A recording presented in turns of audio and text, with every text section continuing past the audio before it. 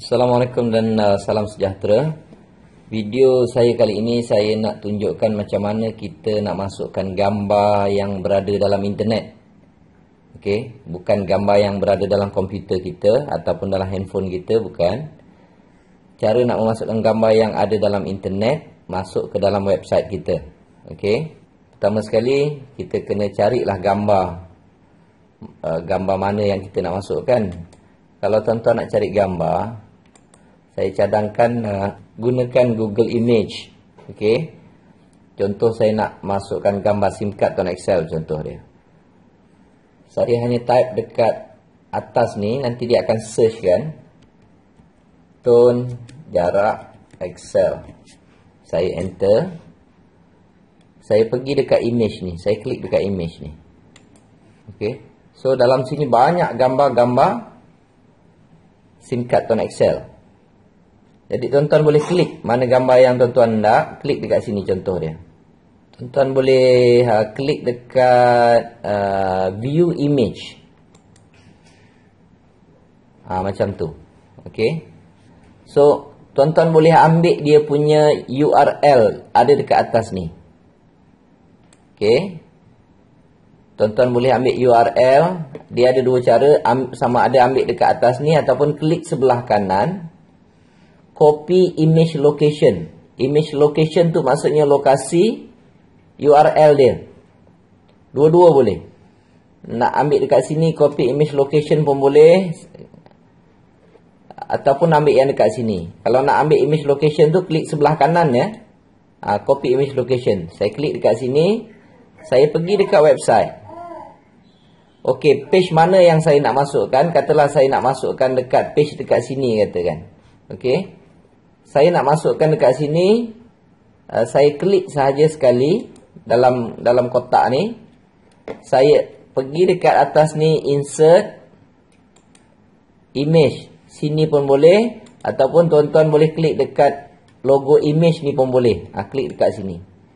Lepas tu dekat image location ni klik sebelah kanan, pastekan. Okey. Pastekan yang belah sini. Okey. Dan satu lagi, klik dekat don't use alternate text. Kalau nak masukkan alternate text pun boleh. Okey. Tapi kena type lah sesuatu dekat sini. Kalau malas nak type sesuatu, kita boleh klik dekat don't use alternate text. Guna alternate text ini sebab image ini kita ambil daripada website orang lain. Kita ambil daripada URL mereka. Katalah website mereka tu dah tak ada lagi. Okey. Gambar tu pun akan hilang sebab kita gunakan URL mereka. Jadi kalau ada alternate text, gambar tu hilang, jadi website kita nanti hilanglah juga gambar tu. Jadi kita boleh letakkan alternate text ni, kita kena tulislah sesuatu. Ini gambar SIM card tuan Excel contoh dia. Itu pun boleh. Tapi kalau malas nak buat yang itu, kita boleh klik dekat don't use alternate text. Okey. Pergi dekat dimension. Okey. Pergi dekat dimension. Sama ada kita nak ambil actual size. Actual size tu 450295. Okey. Tapi kalau kita nak masukkan just nice dalam kotak kita ini, okey, kita boleh gunakan custom size. Masuk custom size ni, lepas tu klik dekat constraint, pastikan dia ada tanda. Jadi dia akan berubah mengikut kadar salah satu yang kita ubah. Okey, bentuk dia akan tetap sama.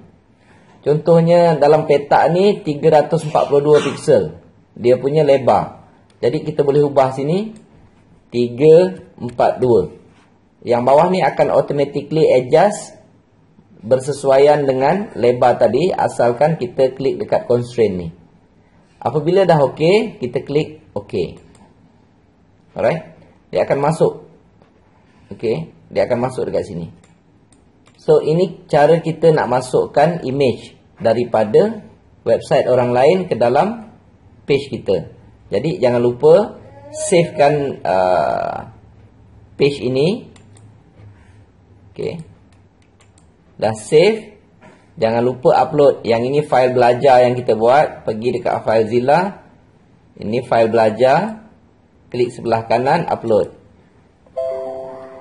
Transfer successful, kita dah boleh cek di dalam internet. File belajar tadi. mazlanabbas.com/belajar.html. Saya enter saja. Lihat, dia dah ada di dalam internet, di dalam Firefox. Ini saya gunakan Firefox. Dia dah ada. Setiap kali perubahan, jangan lupa save dan jangan lupa upload ke tapak domain. Baru dia akan keluar daripada di dalam internet.